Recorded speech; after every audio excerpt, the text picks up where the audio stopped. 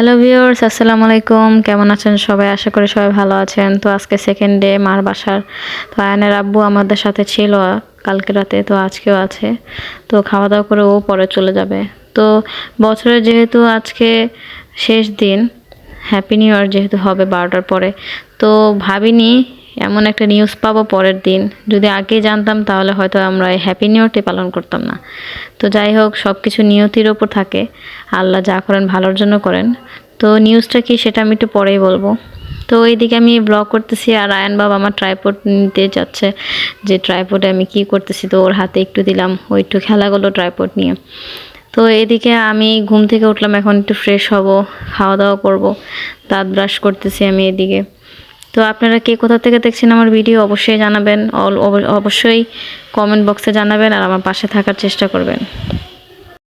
তো এইদিকে ব্রাশ করে এখন আমরা নাস্তাটা করে নিব, যেহেতু আজকে আম্মুর হাতে কাজের পরিমাণটা বেশি।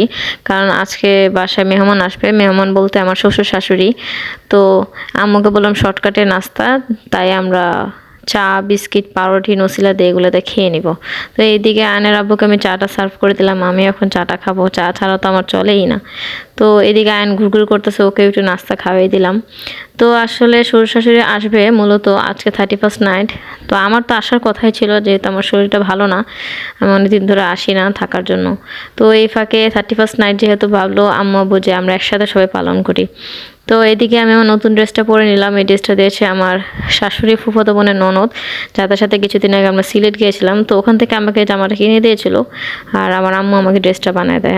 আমার সব ড্রেস আমার আম্মু বানিয়ে দেয়, আমি বাহির থেকে কখনো বানাই না। তো এই ড্রেসটা আমাকে কেমন লাগছে অবশ্যই কমেন্টে জানাবেন। তো এদিকে আমি একটু লোশন লাগিয়ে নিলাম, যেহেতু এখন শীতের দিন। আর আমার তো শীত বা গরম যাই হোক, আমার স্কিনটা যেহেতু ড্রাই, আমার সারাক্ষণ লোশন লাগে, সারাক্ষণ ভ্যাসলিন লাগে। তো আমার জীবন সঙ্গী হচ্ছে এই দুইজন। তো আপু যেহেতু অফিসে গিয়েছে, আমাকে রাতে বলেছিল একটু সময় পেলে আমার আলমারিটা একটু গুছিয়ে রাখিস। আমি সময় পাচ্ছি না কাজের ফাঁকে। তো আমি ভাবলাম তো এখন আমার হাতে কোনো কাজ নেই, তাহলে আমি ওর আলমারিটা গুছিয়ে রাখি। তো আমার বড় আপু যেহেতু একজন চাকরিজীবী মানুষ, তো ব্যস্ততার মাঝে অনেক কিছু গুছগাছ করে রাখতে পারে না, তাই আমি যখন বাসায় থাকি ওর আলমারিটা গুছিয়ে দিই, ওর ওয়ার্ডরোবটা গুছিয়ে দিই। তো এদিকে সাবাও ফ্রেশ ট্রেশ হয়ে নিল, এখন একটু পরে আমার শ্বশুর শাশুড়ি এসে পড়বে। কিন্তু আজকের ভিডিওতে আমরা খাবার দাবারের কোনো ভিডিও করতে পারিনি, আমারও মাথা থেকে চলে গিয়েছিল, খেয়াল ছিল না। আর আব্বু আজকে বাসায় নেই, কারণ হঠাৎ সকালে শুনতে পারলো যে আমার দাদি অনেক অসুস্থ। তো আমার আব্বু দেশে গিয়েছে, দাদিকে নিয়ে অনেক দৌড়াদৌড়ি করতেছে। তো আমরা ফোন দিয়ে অনেকবার বললাম যে আমরা আসি, কিন্তু তিনি বললেন যে না, এখন আসা লাগবে না, এখন আমি সব হ্যান্ডেল করতেছি। তো এদিকে আমার আরও দুই ভাই এসেছে, তো ওরা মিলা দুষ্টুমি করতেছিল আর কি। তো দেখেন আমার দুই ভাই, যে আমি বিয়ের আগের থেকে দেখি যে ওরা গেম খেলে, এখনও বসে বসে গেম খেলতেছে। তো এদিকে আয়নের আব্বুকে বিদায় দিয়ে দিলাম। তো আয়ানের কালকে একটা অ্যাক্সিডেন্ট হয়েছে, আয়ান ঘরে খেলাধুলা করতে গিয়ে গেট দিয়ে বাড়ি খায়। রাতে মাথা অনেক ফুলা ছিল, আল্লাহর রহমতে এখন কমেছে। দেখেন যাদের কথা বলছিলাম এখনও তারা গেম নিয়ে ব্যস্ত। তো যাই হোক, কথা না বাড়িয়ে আমরা আগে বাড়ি ভিডিওর দিকে। এদিকে আমাদের দুপুরে খাওয়া দাওয়া অলমোস্ট শেষ, সেটার ভিডিও করা হয়নি, আমি আগেই বলেছি। তো এদিকে আম্মু পিঠার আয়োজন করতেছিল, আর আমার শ্বশুর শাশুড়ি কী এনেছিল আমরা একটু চেক করতেছিলাম যে কিছু ফ্রিজে রাখতে হবে কিনা, কিছু নষ্ট হয়ে যাবে কিনা। তো এদিকে সব শুকনা খাবার ছিল, আর পেটিসটা নষ্ট হয়ে যাবে, তাই সেটাকে ফ্রিজে রেখেছি। তো এইদিকে যেহেতু আমরা খাওয়া দাওয়া করেছি, সবার পেট ভরা, তাই আমাদের এখন এই হাবিজাবি মানে ফাস্টফুড আইটেমটা পেটে ঢুকবে না, তাই আমরা এখন এটা বের করিনি। আম্মু এদিকে পিঠার আয়োজন করতেছিল। তো দেখতে দেখতে আম্মুর পিঠার আয়োজনও শুরু হয়ে গেলো। আম্মু এদিকে গরম গরম পাটিসাপটা রেডি করে দিল, আমার শ্বশুর শাশুড়ি খাবে। তো আমার শ্বশুরের যেহেতু পিঠা কিছুদিন আগে দিয়েছে, খেয়েছিল, কিন্তু আম্মু ভাবছিল যে ওনাদেরকে গরম গরম পিঠা সার্ভ করবে। তো এদিকে আজকে আম্মু পাটিসাপটা বানাবে আর পুয়া পিঠা বানাবে। তো দেখেন হয়ে গিয়েছে রেডি। তো আজকে গ্যাসের পরিমাণটা একটু কম, যেহেতু এখন শীতের সময়, তাও আম্মু একটু ব্যালেন্স করে করে পাকাচ্ছে। মেহমান আসবে তাই আম্মু আগে থেকে সব কিছু রান্নাবান্না করে রেখেছিল। তো এদিকে আয়ান তার দাদার সাথে খেলা নিয়ে ব্যস্ত। দাদার সাথে সে ফুটবল খেলতে খুবই পছন্দ করে। তো এইদিকে হাতের কিছু কাজ শেষ করলাম। তো আসেন আপনাদেরকে দেখায় আমার আম্মু কি রান্না বান্না করতেছে। আম্মু এখন রোস্টের আয়োজন করতেছে। আম্মু চাপটি বানাবে গরম গরম, আর এদিকে দেখতে দেখতে সন্ধ্যাও হয়ে গিয়েছে। তো এদিকে রোস্টের আয়োজন চলতেছে। আম্মু এটাতে মুরগির মাংসের পিসগুলোকে ভুনে রেখেছে আর রাঁধুনি গুঁড়ো মশলা দিবে। তো এইদিকে আমি কিছু করতেছি না, সব আম্মুই করতেছে। তারপর সাথে সাথে করার চেষ্টা করি, সব কিছু দেখি। তো এদিকে আয়ান তো তার দাদা দাদির সাথে ব্যস্ত খেলা নিয়ে। তো এদিকে আমি আম্মুর সাথে কাজে একটু হেল্প করতেছিলাম। যেহেতু 31st নাইট, তো আমি বলেছি আমি পরে রেডি হই, কিন্তু না, আমার দুইটা বোন আমাকে পাগল করে ফেলেছে যে জলদি রেডি হও, আমরা কিছু ছবি তুলবো একসাথে সবাই। তো এইদিকে আম্মু শ্বশুর শাশুড়িকে গরম গরম চাপটি আর মাংস এগুলো দিয়ে আসলো ওনাদের জন্য। আজকে যেমন রোস্ট রান্না করেছে, তেমন মুরগির মাংস, গিলা, কলিজি, পা এগুলো দিয়ে সব মাখা মাখা করে রান্না করেছে তরকারি। ও আমার শাশুড়ি সেটা অনেক পছন্দ করে, এই জন্য রান্না করেছে। তো এইদিকে আয়ান বাবার সাথে কয়েকটা ছবিও তুললাম, আমরা বোনরা মিলা, আম্মুরা মিলা সবাই একসাথে ছবি তুললাম।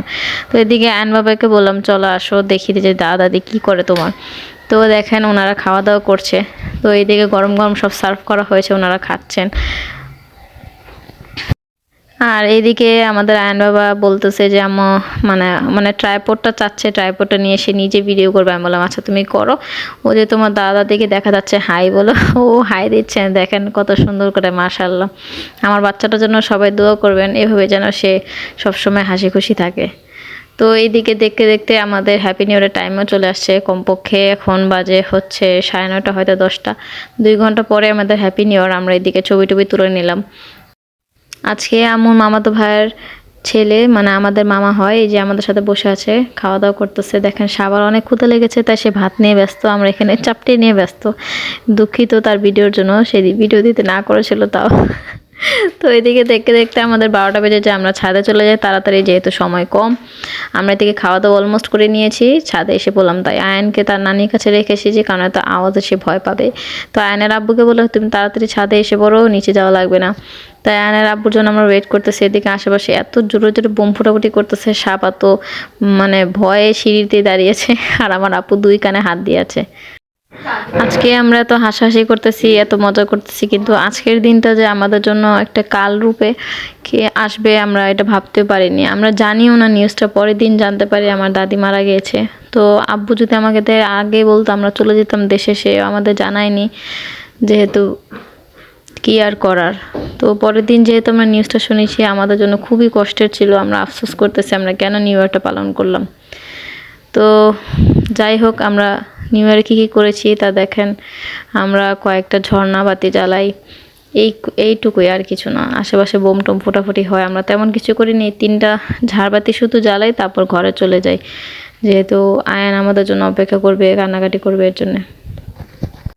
আমরা যে হ্যাপি নিউ ইয়ারে এত আনন্দ করি, আসলে পরের দিন যে নিউজটা পাই আমাদের কাছে খুবই খারাপ লাগে। যে আমরা ভাবি আমরা কেন সেই দিনটাকে পালন করলাম। দিনটা পালন করা আমাদের উচিত ছিল না। যদি আব্বু আমাদের বলতো, আমরা সত্যি কান্না ছাড়া আর কিছুই করতে পারতাম না। তো যাই হোক, আল্লাহ যা করে ভালোর জন্য করে। আমার দাদির জন্য সবাই দোয়া করবেন, সবাই এভাবে পাশে থাকবেন। আজকে এ পর্যন্তই, আর ভিডিও আগে বাড়ালাম না। সবাই ভালো থাকবেন, সুস্থ থাকবেন। আল্লাহ হাফেজ।